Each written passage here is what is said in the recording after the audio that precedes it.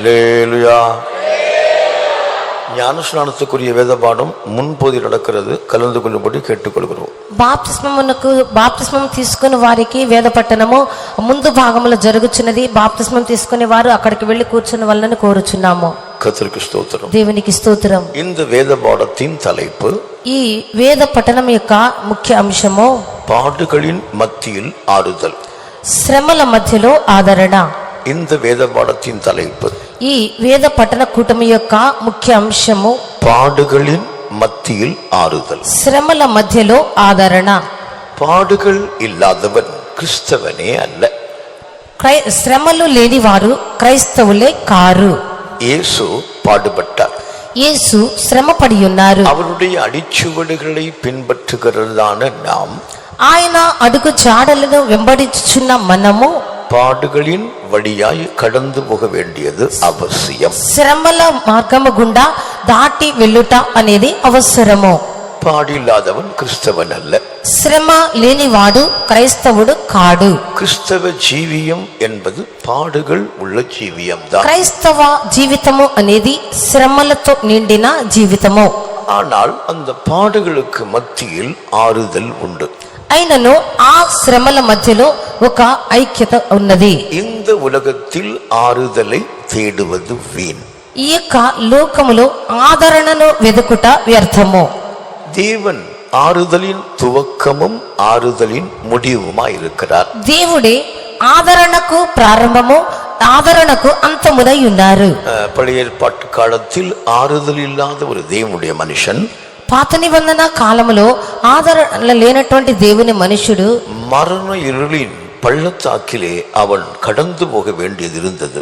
గాఢాంధకారపు లోయలో అతడు దాటి వెళ్ళవలసి వచ్చెను. உள்ளே பயங்கரம், வெளியே போராட்டங்களும் இருந்தது. లోపల భయంకరములను వెలుపట పోరాటములను కలిగెను. எப்படி தப்பி பிழைக்கலாம் என்ற யோசனையில் அவன் இருந்தான். ఏ విధముగా తప్పి బ్రతకవలెను అని చెప్పి ఒక దారిని అతడు వెతికి ఉన్నాడు. அவனுக்கு எந்த சூழ்நிலைகளும் சாதகமாக இல்லை. అతనికి ఎట్టి పరిస్థితులు కూడా అనుకూలముగా లేవు. அவனை நேசித்தவர்கள், அவனிடத்தில் உதவி பெற்றவர்கள் எல்லோரும் அவனை மறந்தார்கள். అతన్ని ప్రేమించిన వారు, అతని స్నేహితులైన వారందరూ కూడా అతనిని మరచి ఉన్నారు.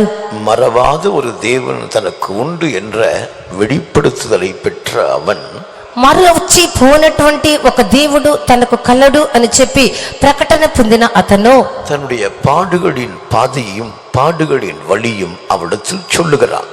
అతడు తన యొక్క శ్రమల మార్గమును, శ్రమల దారిని అతడు ఎందుకొని ఉన్నాడు.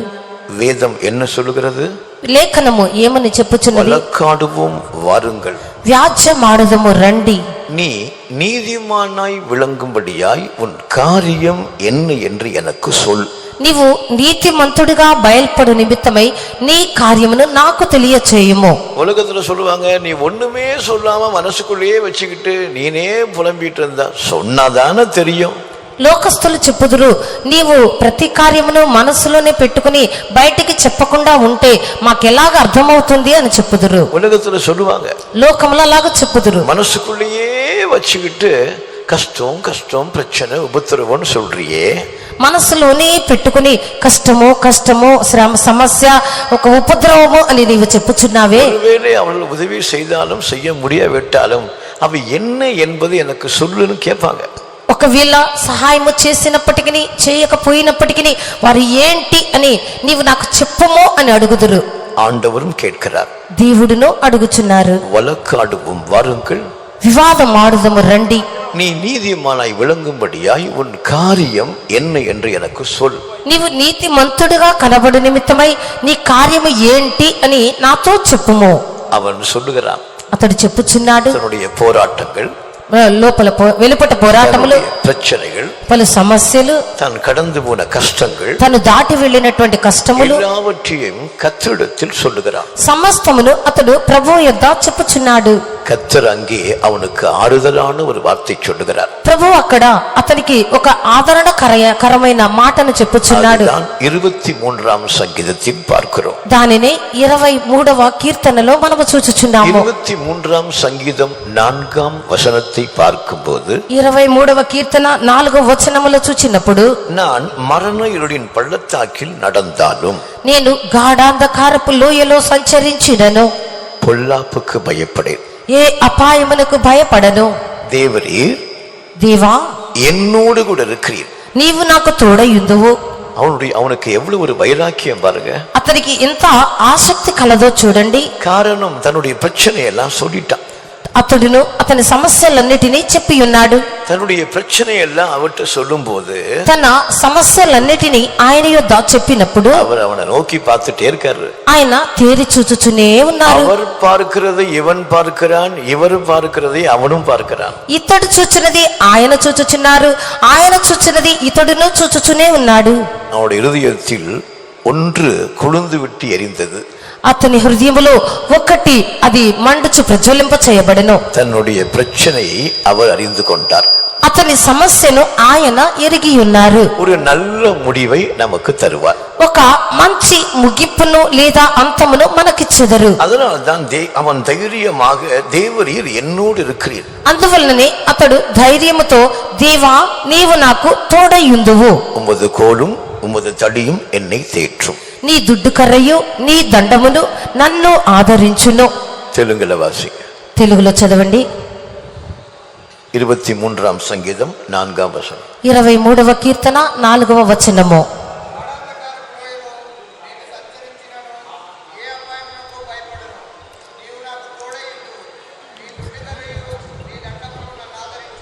கர்த்தருக்கு ஸ்தோத்திரம். దేవునికి స్తోత్రం. ஆதரிப்பார், ఆదరించును. பாருங்க தெலுங்குல எவ்வளவு அழகா இருக்கு. చూడండి తెలుగులో ఎంత అందముగా ఉన్నదో. ஆதரவில்லாத நமக்கு தேவன் ஆதரவாயிருப்பாராம். ఆదరణ లేనటువంటి మనకు దేవుడు ఆదరణను ఇచ్చుచున్నారు. பொல்லாப்பு என்பது ஒரு உபத்திரவம். ఆ యొక్క అపాయము అనగా అది ఉపద్రవము. அதனால் தேவன் நமக்கு பொல்லாப்பு வராதபடி விரும்புகிறார். అందువల్లనే దేవుడు మనకు అపాయము రాకుండా ఉండవలను అని కోరుచున్నారు. நாமும் பொல்லாப்பு வரக்கூடாது என்று விரும்புகிறோம். మనము కూడా ఏ అపాయము రాకూడదు అని కోరుకొనుచున్నాం. நமக்கு பொல்லாப்பு வரக்கூடாது என்று விரும்புகிறார். దేవుడు కూడా మనకు ఎట్టి అపాయము రాకూడదు అని కోరుచున్నారు. வாதை உன் கூடாரத்தை அணுகாது. ఏ తెగులును నీ గుడారమును సమీపించదు. பொல்லாப்பு உனக்கு நேராது என்று ஆறுதல் கூறினார். ఏ అపాయము నీకు సంభవింపదు అని ఆదరణను ఇచ్చుచున్నారు. நாம் கடையில போய் வசனம் வாங்கும் போது உடனே ஒரு வசனத்தை வாங்கி நம்முடைய வீட்டு வாசல்ல போடுவோம். வாதை உன் கூடாரத்தை அணுகாது, பொல்லாப்பு உனக்கு நேரிடாதுன்னு சொல்லி వసనத்தை మాற்றுவோம். మనము దుకాణంలోనికో కొట్టులోనికో అంగట్లోనికో వెళ్ళి ఏదైనా వాక్యం కొనేటప్పుడు వెంటనే మనము ఏ తెగులును నీ గుడారమును సమీపించదు, ఏ అపాయము నీ యుద్ధకు రాదు అనే వాక్యము తీసుకొని కొనుక్కొని దాన్ని ఇంటిలో ముందుగా తగిలించుకుంటాము. பொல்லாப்பு நமக்கு வராமல், ఏ అపాయము మనకు రాకుండా, வாதை உங்கள் கூடாரத்தை தொடாதபடி பாதுகாக்கப்பட வேண்டுமானால், ఏ తెగులును నీ గుడారమును సమీపించకుండా కాపాడబడవలెను అంటే நீங்கள் எப்படி இருக்க வேண்டும்? మీరు ఎలా ఉండవలెను? ஏக சிந்தை உடையவர்களாய் இருக்க வேண்டும். ఏక తలంపు కలవారిగా ఉండవలెను. அடிக்கடி இந்த வார்த்தையை நீங்கள் கேட்கிற வார்த்தை. తరచుగా ఈ మాటను మీరు విన మాట ఉన్నది. ஆராதனையில் முதலாம் தேவ சமூகத்தில் நீங்கள் கலந்து கொண்டீர்களானால் இந்த வார்த்தையை நீங்கள் கேட்டிருப்பீர்கள். ఆరాధనలో మొట్టమొదటిగా దేవుని యొక్క సన్నిధానంలో మీరు కలుసుకున్నట్లయితే ఆరాధనలో చెప్పు ఈ మొట్టమొదటి మాటను మీరు విందురు. தோத்திர பாட்டு முடிந்த பின்பு தோத்திர குறிப்புகளை உங்களுடைய பாஸ்டர்ஸ் அல்லது உங்களுடைய ஊழியக்காரர்கள் சொல்லுவார்கள். స్తోత్ర పాట అయిపోయిన వెంటనే స్తోత్ర అంశములు యందు మీ యొక్క పాస్టర్లో లేక మీ యొక్క సేవకులో ఈ మాట చెప్పుదురు.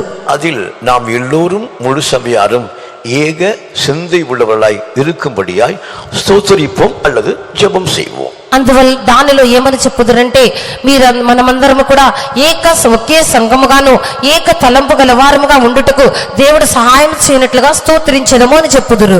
ஏக சிந்தை என்பது ఏక తలంపు అనేది நம்முடைய மனதும் தேவனுடைய மனதும் ஒன்றாக்கப்பட வேண்டியவை. ఏక మనస్సు అనగా మన మనస్సు దేవుని మనస్సు ఏకము చేయబడుట. நம்முடைய மனதும் தேவனுடைய மனதும் ஒன்றாக்கப்படும் போது మన మనస్సు దేవుని మనస్సు ఏకము చేయబడినప్పుడు ஏக சிந்தை நமக்கு உண்டாகும். ఏక మనస్సు అనేది మనకు కలుగును.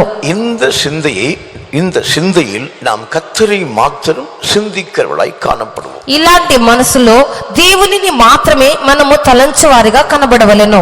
நாம் உலகத்தில் உள்ளவைகளை நாம் சிந்திக்க மாட்டோம். లోకములో ఉన్న వాటిని మనము తలంచము. இயேசு என்ன சொன்னார்?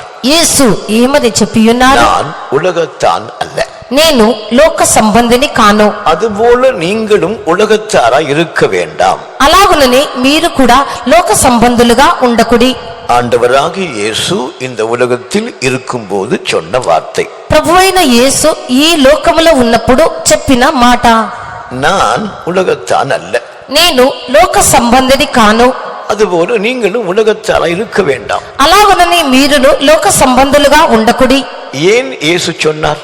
ఎందుకు యేసు చెప్పియున్నారు? இந்த உலகத்துக்கு ஒரு பேச்சு உண்டு, ఈ లోకమునకు ఒక మాట కలదు. இந்த உலகத்துக்கு ஒரு நினைவு உண்டு, ఈ లోకమునకు తగిన తలంపు కలదు. இந்த உலகத்துக்கு ஒரு சிரிப்பு உண்டு. ఈ లోకమునకు ఒక నవ్వు కలదు. சில குடும்பங்களில் சொல்லுவார்கள், நீ இப்படி இருந்தால் உன்னை பார்த்து உலகம் சிரிக்கும்.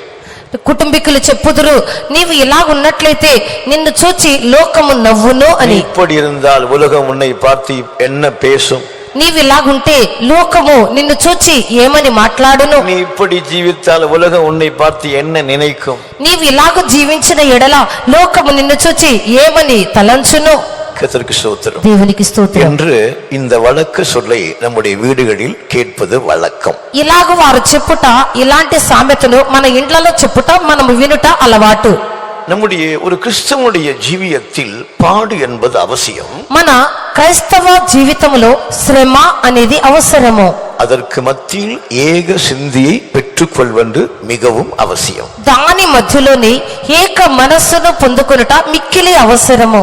ரோமர் 15ஆம் அதிகாரம் 6ஆம் வசனத்தை பார்க்கும்போது, రోమా 15వ అధ్యాయము 6వ వచనములో చూచినప్పుడు அப்போஸ்தலனாகிய பவுல் అపోస్తలుడైన పౌలు பொறுமையையும் ஆறுதலையும் அளிக்கும் தேவன் என்று சொல்லப்படுகிறார். ఆదరణను ఓర్పును అనుగ్రహించు దేవుడు అని చెప్పుచున్నాడు. கிறிஸ்து இயேசுனுடைய மாதிரியின்படியே நீங்கள் ஏக சிந்தை உள்ளவர்களாய் இருக்கும்படி உங்களுக்கு அனுக்கிரகம் செய்வாராக. క్రీస్తు యేసు యొక్క మాదిరి ప్రకారము ఏక మనసు గలవారై ఉండునట్లుగా మీకు అనుగ్రహము చూపును గాక. அனுக்கிரகம் என்பது எல்லா பகுதியிலும் அனுகூலமான காரியம். అనుగ్రహము అనేది అన్ని భాగములలోనూ అనుకూలమైన ఒక కార్యము.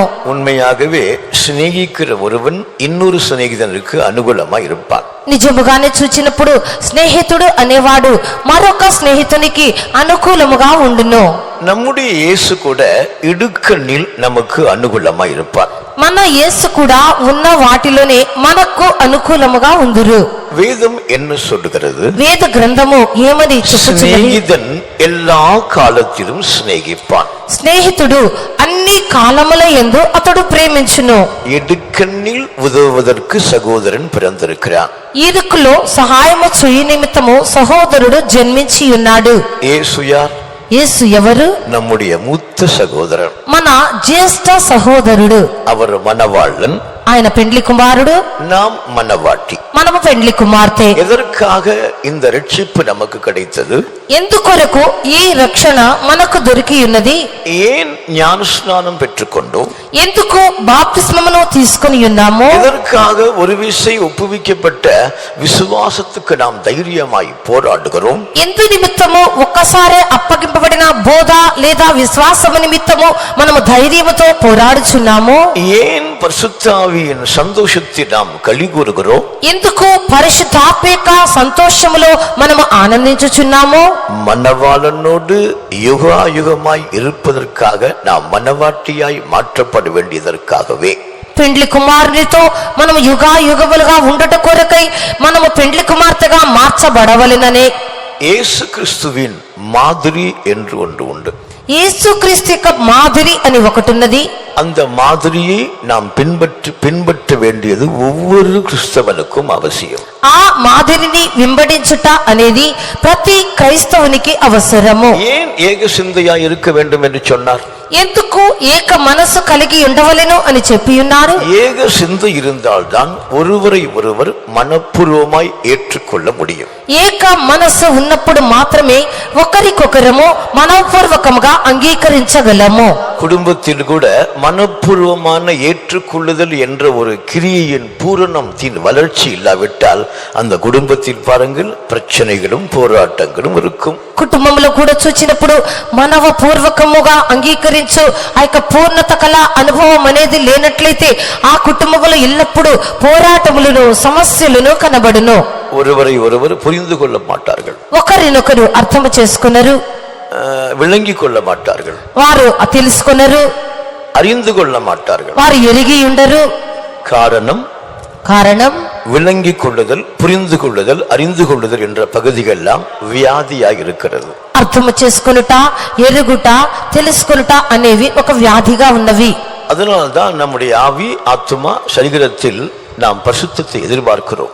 అందువల్లనే మన ప్రాణ, ఆత్మ, శరీరములో మనము పరిశుద్ధతను ఎదురు చూచుచున్నాము. நம்முடைய ஆவியில் தேடுதல், விளங்கிக் கொள்ளுதல், அறிந்து கொள்ளுதல், தியானித்தல், உணர்தல் என்ற 5 பகுதி உண்டு.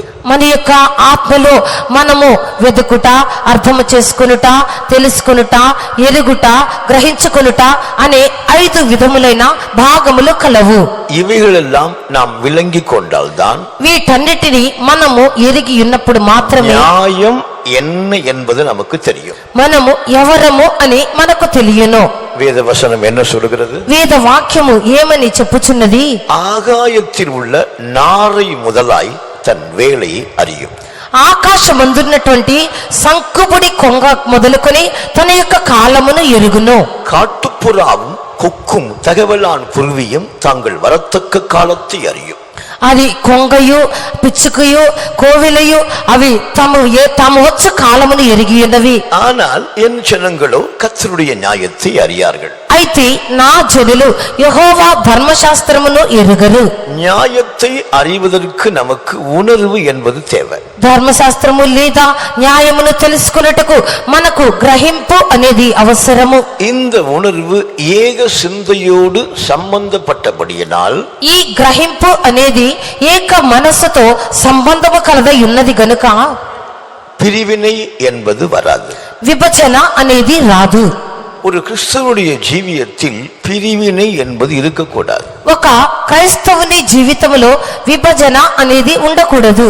ஜீவனானாலும் மரணமானாலும் லாபமானாலும் நஷ்டமானாலும் எந்த சூழ்நிலையிலும் ஒரு விசை ஒப்புவிக்கப்பட்ட விசுவாசத்துக்கும் அப்போஸ்தல உபதேசத்துக்கும் நிலைத்திருக்க வேண்டும். జీవమైనను మరణమైనను నష్టమైనను లాభమైనను ఏ పరిస్థితి అయినప్పటికీ ఒక్కసారి అప్పగింపబడిన విశ్వాసము కొరకు మనము ధైర్యముతో నిలబడవలెను.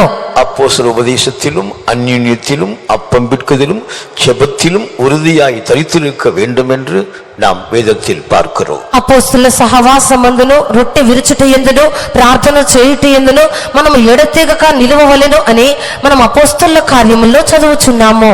வருடத்துக்கு 3 முறை உன் ஆன்மக்கள் என் சன்னிதானத்துக்கு வர வேண்டும் என்று சொன்னார். సంవత్సరములకు 3 పర్యాయములు నా జనులు నా సముఖమునకు రావలెను అని చెప్పి ఉన్నాడు.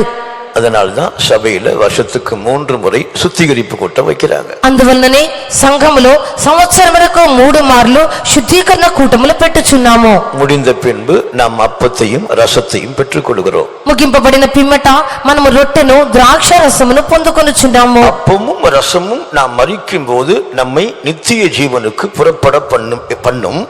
ఆ యొక్క రొట్టెయు ద్రాక్షరసమును మనము మరణించినప్పుడు నిత్య జీవమునకు మనలను బయలుదేర చేయను. ஒருவேளை நாம் மரிப்போமானால் முதலாம் உயிர்த்தெழுதலுக்கு நாம் பங்குள்ளவர்களாக மாறுவோம். ఒకవేళ మనము మరణించినట్లయితే మొదటి పునరుద్ధానములో మనం పాలుగలవారమై ఉందము. ஏக சிந்தை என்பது ஒவ்வொரு கிறிஸ்தவருக்கும் அவசியம். ఏక మనస్సు అనేది ప్రతి క్రైస్తవునికి అవసరము.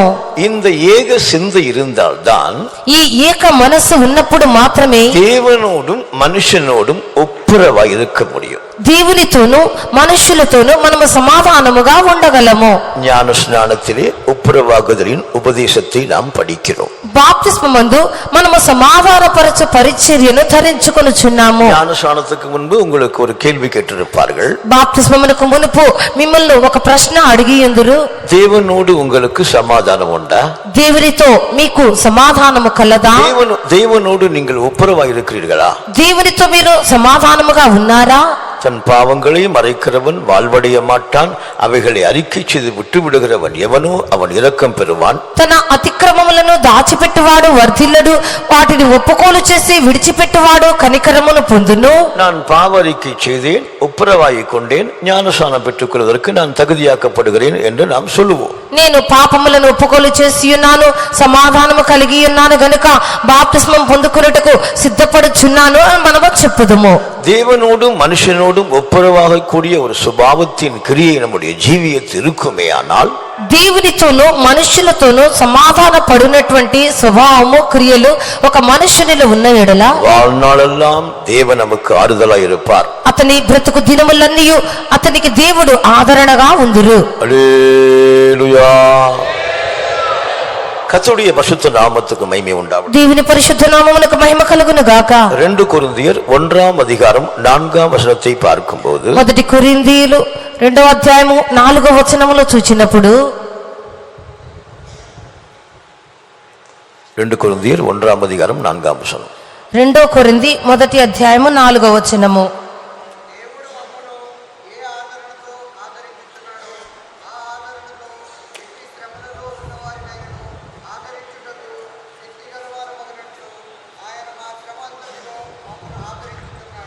எந்த உபத்திரவத்திலும் அகப்படுகிறவர்களுக்கு ஆறுதல் செய்யும்படியாய் எங்களுக்கு வரும் சகல உபத்திரவங்களிலேயும் அவர் ஆறுதல் செய்கிறவராய் இருக்கிறார் என்று அப்போஸ்தலனாகிய பவுல் சொல்லுகிறார். ఎట్టి శ్రమలలో ఉన్నవారినైనను ఆదరించుటకు శక్తి గలవారు మగునట్లు ఆయన మా శ్రమ అంతటిలో మమ్మను ఆదరించుచున్నాడు అని అపోస్తలుడైన పౌలు చెప్పుచున్నాడు.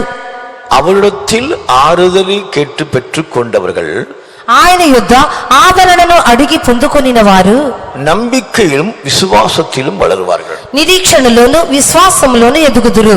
நம்முடைய சபையின் சத்தியம் விசுவாச ஜீவிதம் தெய்வீக சுக சத்தியம். మన యొక్క సంఘం యొక్క సత్యము విశ్వాస జీవితము దైవిక స్వస్థత. நாம் கண்டு விசுவாசிக்கிறோம், காணாமல் விசுவாசிக்கிறோம். మనము చూచి నమ్మక చూడకనే నమ్మొచ్చున్నాము. உலகத்தில் உள்ளவர்கள் ஒரு வீடு கட்டும் போது அவர்கள் லோனெல்லாம் ஏற்பாடு பண்ணி பணமெல்லாம் ஏற்பாடு பண்ணி தான் கட்டுவாங்க. நாம் அப்படி இல்லை, ஜெபம் பண்ணி விசுவாசத்துல கட்டி முடிப்போம். அதான் நம்முடைய விசுவாச ஜீவிதம். లోక వస్తువులు చూచినప్పుడు వారు డబ్బులు వస్తువులు అన్ని సిద్ధపరచుకుని ఒక ఇంటిని కట్టెదరు. మనమైతే అలాగున కాదు, ఉన్న కొద్ది డబ్బులతోనే ప్రార్థన చేసి మనము ప్రారంభించదము. అది విశ్వాస జీవితం అయ్యున్నది. கிறிஸ்தவனுடைய ஜீவியத்தில் நம்பிக்கை பெருகிக் கொண்டிருக்கும் போது சந்தோஷம் பின்தொடர்ந்து வரும். ఒక క్రైస్తవుని యొక్క జీవితంలో నిరీక్షణ పెరుగుచు ఉండగా సంతోషం అనేది వారిని వెంబడించి వచ్చును. அந்த சந்தோஷம் பின்தொடர்ந்து வரும்போது సమాధానத்தை கொண்டு வரும். ఆ యొక్క సంతోషము వెంబడించు వచ్చుచున్నప్పుడు అది సమాధానమును తీసుకొని వచ్చును. அதுவே நமக்கு ஆறுதல், అదే మనకు ఆదరణ. கர்த்தருக்கு ஸ்தோத்திரம். దేవునికి స్తోత్రం. 2 కొరింథీయర్ 1వ అధికారం 5వ వచనத்தை பார்க்கும்போது, 2 కొరింథీ 1వ అధ్యాయము 5వ వచనములో మనము చూచినప్పుడు, எப்படியெனில் கிறிஸ்துவினுடைய பாடுகள் எங்களிடத்தில் பெருகிறது போல கிறிஸ்துவினாலே எங்களுக்கு ஆறுதலும் பெருகிறது என்று பவுல் சொல்லுகிறார். క్రీస్తు యొక్క శ్రమలు మా యందు ఎలాగ విస్తరించుచున్నవో అలాగే క్రీస్తు ద్వారా ఆదరణయు మాకు విస్తరించుచున్నది అని అపోస్తలుడైన పౌలు చెప్పుచున్నాడు. ஒவ்வொரு கிறிஸ்தவனுக்கும் சிறுமையான பாதை வருவது உண்டு. ஒவ்வொரு கிறிஸ்தவனுக்கும் சிறுமையான பாதை வருவது உண்டு. ప్రతి క్రైస్తవునికి సిలువ మార్గం అనేది ఉండుట కలదు. அந்த சூழ்நிலையிலும் நாம் ఆరుదలిన్ దేవుని பின்பற்ற வேண்டும். అలాంటి పరిస్థితుల మధ్యలో కూడా మనము ఆదరణకర్త అయిన దేవుణ్ణి వెంబడించవలెను. என் தேவன் எனக்கு ஆறுதலாயிருப்பார், என்னோடு கூட இருப்பார், எனக்கு நம்பிக்கையாயிருக்கிறார், அவரே என் நம்பிக்கை என்று சொல்லுகிறவர்களாய் காணப்பட வேண்டும். నా దేవుడు నాకు తోడయ్యున్నారు, నాకు ఆదరణనిచ్చెదరు, ఆయనే నాకు ఆదరణగా ఉన్నారు అని చెప్పి నిరీక్షణతో మనము చెప్పగల వారమై ఉండవలెను. பிதாவாகிய தேவன் கர்த்தராகிய இயேசு கிறிஸ்துவை நமக்கு அனுப்பி தந்தது நமக்கு ஆறுதல். తండ్రి అయినటువంటి దేవుడు కుమారుడైన యేసుక్రీస్తును మనకు పంపించి ఉన్నది ఆ ఆదరణ కొరకే. హల్లెలూయా. கர்த்தருடைய பரிசுத்த நாமத்துக்கு மகிமை உண்டாவதாக. దేవుని పరిశుద్ధ నామమునకు మహిమ కలుగును గాక. நம்பிக்கையும் சமாதானமும் நமக்குள் பெருகிக் கொண்டே இருக்குமானால், నిరీక్షణయు సమాధానమును మనలో విస్తరించుచు ఉన్న ఎడల பக்தி வைராக்கியம் உண்டாகும், భక్తి ఆసక్తి కలుగును. அதனால்தான் தேவன் பக்தி உள்ளவர்களை தமக்கென்று தெரிந்து கொண்டாராம். అందువల్లనే దేవుడు భక్తులైన వారిని తన కొరకు ఏర్పరచుకుని ఉన్నారు. தேவன் என்னோடு கூட இருக்கிறார், எனக்கு ஆறுதல் செய்வார் என்று நாம் சொல்லிக் கொண்டே இருக்க வேண்டும். దేవుడు నాకు తోడయ్యున్నారు, నాకు ఆదరణనిచ్చెదరు అని మనము చెప్పుచునే ఉండవలెను. தேவனிடத்தில் நாம் ஆறுதலை பெற்றுக் கொண்டோமானால், దేవుని యొద్ద మనము ఆదరణను పొందుకొనిన ఎడల நாம் பொறுமை உள்ளவர்களாயும் சாந்தம் உள்ளவர்களாயும் இருப்போம். మనము ఓర్పు గలవారముగాను సాత్వికము గలవారముగాను ఉందుము. இன்னைக்கு அநேகருடைய ஜீவியத்தில் பிரச்சனைக்கு காரணம் பொறுமையும் சாந்தமும் இல்லை. ఈ యొక్క దినములలో అనేక మంది జీవితంలో సమస్యలకు కారణం ఏదనగా ఓర్పును సాత్వికమును లేవు. சண்டை போட்டால் ஏதாவது சாதிக்க முடியுமா? పోట్లాడినట్లయితే దేనినైనా సాధించగలమా?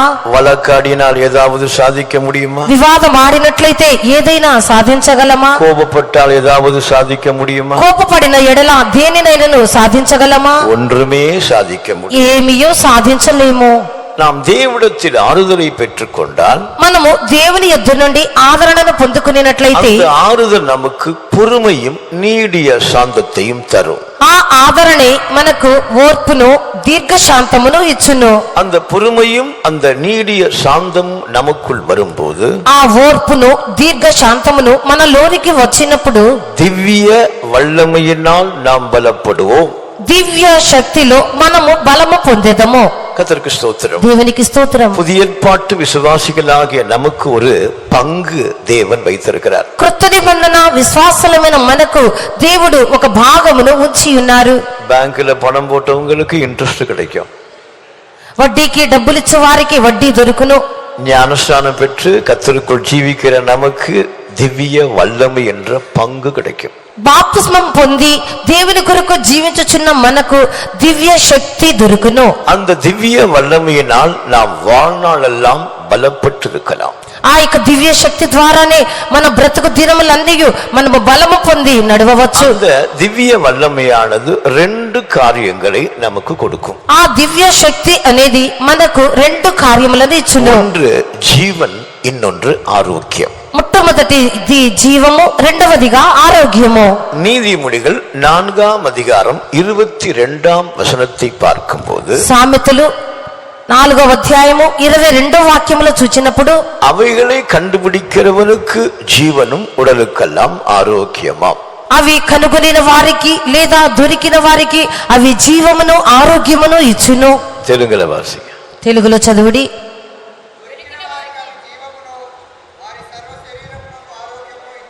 தமிழ் வாசிங்க, நீங்க வாசிங்க. வாசிங்க வாசிங்க. தெலுங்குல வாசிங்க.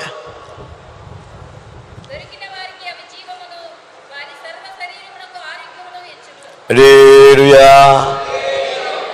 வியாதியே வராது, వ్యాధియే రాదు, மருத்துவர்கிட்ட போக வேண்டியதில்லை, వైద్యశాలకు వెళ్ళనక్కర్లేదు.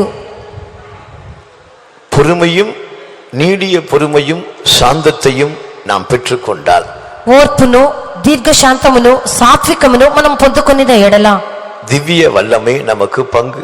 దివ్య శక్తి అనేది మనకు భాగమయ్యున్నది. இந்த திவ்ய வல்லமையில் ஜீவனும் ஆரோக்கியமும் நமக்கு கிஃப்ட். ఈ యొక్క దివ్య శక్తి ద్వారా జీవమును ఆరోగ్యమును మనకు దొరుకును. இந்த திவ்ய வல்லமையை நாம் பெறும்போது, ఈ యొక్క దివ్య శక్తిని మనము పొంది நம்முடைய இருதயம் தேற்றப்படும். ఆ దానిని పొందినప్పుడు మన హృదయం అనేది ఆదరింపబడును. எப்படி தேற்றப்படும்? ఎలాగూ ఆదరింపబడును? பரிசுத்தவான்கள் மூலமாக நல்ல வசனம் கிடைக்கும். పరిశుద్ధుల ద్వారా మంచి వాక్యములు దొరుకును. ஒருவேளை நீங்கள் வேத வசனத்தை வாசிக்கும் போது கர்த்தர் உங்களோடு வசனத்தின் மூலமாக பேசுவார். ఒకవేళ మీరు వేద వాక్యమును చదువుచున్నప్పుడు దేవుడు ఆ వాక్యము ద్వారా మీతో మాట్లాడును. ஜெபிக்கும் போது நாம் கர்த்தரோடு பேசுகிறோம். ప్రార్థించుచున్నప్పుడు మనము దేవునితో మాట్లాడుచున్నాము. வேத వசனத்தை வாசிக்கும் போது கர்த்தர் நம்மோடு பேசுகிறார். వేద వాక్యమును చదువుచున్నప్పుడు దేవుడు మనతో మాట్లాడును. தான் ஒவ்வொரு நாளும் வேத வசனத்தை வாசிக்கிறோம். అందువల్లనే ప్రతి దినము వేద వాక్యమును చదువుచున్నాము. கர்த்தருக்கு ஸ்தோத்திரம். దేవునికి స్తోత్రం. தேவன் நம் மீது அன்பு வைத்திருக்கிறார் என்பதை நாம் மறந்து போக கூடாது. దేవుడు మన మీద ప్రేమను ఉంచి ఉన్నారు అని మనము మరచిపోకూడదు. 2 தெசலோனிக்கேயர் 2ஆம் அதிகாரம் 16ஆம் வசனத்தை பார்க்கும்போது 2 తెస్సలోనికయులు 2వ అధ్యాయము 11వ వచనములో చూచినప్పుడు நம்முடைய கர்த்தராகிய இயேசுவும் நம்மிடத்தில் அன்பு கூர்ந்து நித்திய ஆறுதலையும் நல் நம்பிக்கையும் கிருபையாக நம்ம கொடுத்திருக்கிற நம்முடைய பிதாவாகிய தேவனுக்கு ஸ்தோத்திரம் என்று சொல்கிறார். 13వ వచనములో ప్రభువు వలన ప్రేమింపబడినటువంటి మనకు దేవుడు సత్యమును నమ్ముట వలన రక్షణ పొందుటకు కృపను చూపిన గనుక కృతజ్ఞతలు చెల్లించుచున్నామని చెప్పుచున్నాడు. இந்த உலகத்தில் மாத்திரம் ஆறுதல் கிடையாது. ఈ లోకములో మాత్రము ఆదరణ కాదు, நித்திய காலமாக நமக்கு ஆறுதல், నిత్య కాలముగా మనకు ఆదరణ. ஒருவேளை நாம் தேவனுடைய கிருபையை பெற்றுக்கொண்டவர், మనము దేవుని కృపను పొందిన వారము. சோதனைகளும் பிரச்சனைகளும் வந்தாலும் శోధనలు సమస్యలు వచ్చినప్పుడు நாம் கர்த்தரை விட்டு விலகாமல் దేవునిని విడిచి మనము తొలగిపోకుండా அவர் மேல் நம்பிக்கையா இருக்கும் போது ఆయన మీదే మనము నిరీక్షణ ఉంచినప్పుడు நித்திய ஆறுதல் கிடைக்கும். నిత్య ఆదరణ దొరుకును. அந்த நித்திய ஆறுதலில் நல் வசனம் கிடைக்கும். ఆ యొక్క నిత్య ఆదరణలోనే మంచి వాక్యము దొరుకును. அந்த நல் வசனத்தில் நற்கிரியை உண்டாகும். ఆ యొక్క మంచి వాక్యము ద్వారా సత్క్రియ కలుగును. அந்த நற்கிரியை நீங்கள் ஸ்திரப்படுத்தப்படுவீர்கள். ఆ సత్క్రియ మూలముగా మీరు స్థిరపరచబడుదురు. ஸ்திரப்படுத்தப்பட்டால் స్థిరపరచబడినట్లయితే நம்முடைய சமாதானத்தின் தேவன் தாமே நம்முடைய ஆவி ஆத்துமா சரீரத்தை பரிசுத்தப்படுத்தி మన సమాధానకర్తయగు దేవుడు తానే మన ప్రాణ ఆత్మ శరీరములను పరిశుద్ధపరిచి நம்மை மனவாட்டியாய் மாற்றுவார். మనలను పెండ్లి కుమార్తెగా మార్చుదురు. அவருடைய ராஜ்யத்தில் காணப்படலாம். మనము ఆయన రాజ్యములో కనబడవచ్చు. கர்த்தர் உங்களை ஆசீர்வதிப்பாராக. దేవుడు మిమ్మల్ని ఆశీర్వదించుదురుగాక. மலையோ அலையோ நிலையில்லாத வழியோ மலை பெனோ கண்டதையினா மலையோ அலையோ நிலையில்லாத வழியோ மலை பெனோ கண்டதையினா மலைகளினாலே சூழும் சாலைநகர் போலனை மலையாக சூழும் கிருபை மலை பலக்கராது விகடபலந்தினார மக்கரா திருவிகடபலக்கரம் ஹல்லேலூயா. கிருபைக்கரம் கர்த்தருக்கு ஸ்தோத்திரம் பண்ணுவோம். కృప కొరకే మనము దేవుని స్తోత్రించుదము. ஸ்தோத்திரம் துதி கனம் மகிமைகள் கர்த்தருக்கு ஸ்தோத்திரம் பண்ணுவோம். కృప స్తుతి ఘనత మహిమ దేవునికి చెల్లించి దేవుని స్తోత్రించుదము. ஸ்தோத்திரம் దయా కృపా కనికరము కలిగినటువంటి మా యేసయ్యా మీ ఘనమైన నామం కొరకు స్తోత్రం. మీరు మాకు ఈ సంవత్సరంలో ఒక కన్వెన్షన్ అనుగ్రహించి దేవా 3 దినముల సంపూర్ణంగా బాధ్యత వహించి ప్రభా స్తోత్రం. 4వ దినపు ఉదయకాల వేదపట్ల కూటములకు పునరుద్ధాన దినమున మీరు మమ్మల్ని తీసుకుని వచ్చినందుకు కొరకే స్తోత్రం. రక్షక ఈ ఉదయకాల సమయంలో వేదపట్ల కూటమంతటిని మీరు భారవహించి నడిపించినందుకు కొరకే స్తోత్రం. మీరు తీసుకుని వచ్చిన జనుల కొరకే స్తోత్రం తండ్రి. నిజంగానే దేవా ఈ యొక్క దినముల్లో మా యొక్క క్రైస్తవ జీవితంలో ప్రభా స్తోత్రం ఒక శ్రమలు అనేది అవసరమని మీరు మాట్లాడినందుకు కొరకే స్తోత్రం. క్రైస్తవులకు శ్రమలు అనేది ఉన్నప్పుడు మాత్రమే వారు సంపూర్ణులుగా మార్చబడగలరని ప్రభా మీరు మాట్లాడినందుకు కొరకే స్తోత్రం. ఆ శ్రమల మధ్యలోనే ప్రభా మీరు మాకు ఒక ఆదరణను అనుగ్రహించుచున్న దేవుడిగా ఈ యొక్క భూమి మీదకి వచ్చి ఉన్నారని మీరు మాతో మాట్లాడినందుకు కొరకే స్తోత్రం. నిజంగానే ప్రభా దావీదును చూచినప్పుడు అతని అనేక శ్రమల మధ్యలో వెళ్ళొచ్చు ప్రభా స్తోత్రం. అతను మీకు మొరపెట్టి ఉన్నాడు, అతని కార్యములన్నింటినీ మీకు తెలియచేసి ఉన్నాడు దేవా స్తోత్రం. అప్పుడు ప్రభా అతనితో మీరు మాట్లాడి అతనిని ఆదరించి ఉన్నారు దేవా స్తోత్రం. స్వామి. గాఢాంధకారపు లోయలో నేను సంచరించినను ఏ అపాయమునకు నేను భయపడను. నీ దుడ్డు కరియు నీ దండము నేను ఆదరించును. దేవా నీవు నాకు తోడయుందువని ప్రభా అతనితో ప్రభా అతను మాట్లాడుచున్నాడు. నిజంగానే ఆదరణకర్త అయినటువంటి దేవుడి యొక్క దినముల ప్రభా ఆదరణ లేక నీ యొక్క సన్నిధానమునకు ప్రభా పలు విధమైన శ్రమలు సమస్యలతో ప్రభా పోరాటములతో వచ్చిన ప్రతి ఒక్కరికి ప్రభా మీరు ఈ కొద్ది కాలం మంది నీ వాక్యం ద్వారా మీరు మాట్లాడినందుకు కొరకై స్తోత్రం స్వామి. ప్రతి ఒక్కరి హృదయమును మీరు బలపరిచినందుకు కొరకై స్తోత్రం. యేసయ్యా యొక్క దినముల ప్రభా మేము ఈ వాక్యమును చదివినప్పుడు ప్రభా మీరు మాకు ఆదరణ ఇచ్చుచున్నారు దేవా స్తోత్రం స్వామి. మేము శ్రమల్లో సంతోషించినప్పుడు ప్రభా స్తోత్రం మీరు ప్రభా మమ్మల్ని బలపరచుచున్నారు, స్థిరపరచుచున్నారు దేవా స్తోత్రం. ఆ స్థిరపరచబడినప్పుడు ప్రభా సమాధాన కత్యక దేవుడు మమ్మల్ని సంపూర్ణంగా పరిశుద్ధపరిచే దేవుడిగా ఉన్నందుకు కొరకై స్తోత్రం స్వామి. యేసయ్యా ఈ యొక్క తెగులుని గుడారమును సమీపించదే అపాయముని ఎదుకు రాదని చెప్పబడిన రీతిగానే ఈ యొక్క దినముల్లో ఏ జనులను ప్రభా ఏ యొక్క అపాయము సంభవించకుండా దేవా స్తోత్రం ఉండవల్లని మీరు కోరుచున్నారు. మేము కూడా అదే కోరుకొనుచున్నాము కనుక తండ్రి స్తోత్రం. ఈ యొక్క దినముల ప్రభా మీ యొక్క ఆదరణ కొరకు ఎదురు చూసి శ్రమల్లో ప్రభా మేము ఆదరింపబడే యొక్క ధైర్యమును మీరు అనుగ్రహించండి. మీ కొరకు భక్తి వైరాగ్యం కలిగిన జనులుగా మేము మార్చబడ్డానికి మీరు సహాయం చేయమని అడుగుచున్నాము. విన్న వాక్యం అనేది ప్రభా ప్రతి ఒక్కరి జీవితంలో ప్రభా అది ప్రతిఫలింపజేయబడినట్లుగా మీరు సహాయం చేయండి. ఉదయకాలం జరిగే పరిశుద్ధ ఆరాధన మీరు భారవహించి నడిపించి ఆరాధన ద్వారా మీ నామాన్ని మహింపరచండి, పరిశుద్ధులందరినీ బలపరచండి, మీ కృపచేత నింపమని అడుగుచున్నాము. సాయంత్రం జరిగే చివరి కూటాన్ని కూడా మీరు ఆశీర్వదించండి. మా యొక్క కన్వెన్షన్ ద్వారా మా కూటములన్నిటి ద్వారా మీ నామమును మాత్రమే సంపూర్ణంగా మహింపరచుకుని మమ్మల్ని అందరినీ పరిశుద్ధపరిచి మీరు ఆకడి కొరకు సిద్ధపరచమని ఘనత మహిమ మీకే చెల్లించి యేసయ్య నామములో అడిగి వేడుకొనుచున్నాము తండ్రి. கர்த்தர் ஜெபத்தை கேட்டபடியால் கர்த்தருக்கு ஸ்தோத்திரம். దేవుడు ప్రార్థన ఆలకించినందుకు కొరకు దేవుని స్తోత్రించెదము. ஸ்தோத்திரம் ஸ்தோத்திரம் ஸ்தோத்திரம் ஸ்தோத்திரம். சத்தமா எல்லாரும் என் ஆத்துமாவே சொல்லு. అందరూ గట్టిగా నా ప్రాణమా అని చెప్పుదము. என் ஆத்துமாவே கர்த்தருக்கு ஸ்தோத்திரம். என் முழுவதுமே பரிசுத்த நாமத்தில் என் ஆத்துமாவே கர்த்தருக்கு ஸ்தோத்திரம். அவர் செய்த சகல உபகாரங்களையும் மறவார். அல்லேலூயா அல்லேலூயா அல்லேலூயா. எல்லாருக்கும் ஸ்தோத்திரம்.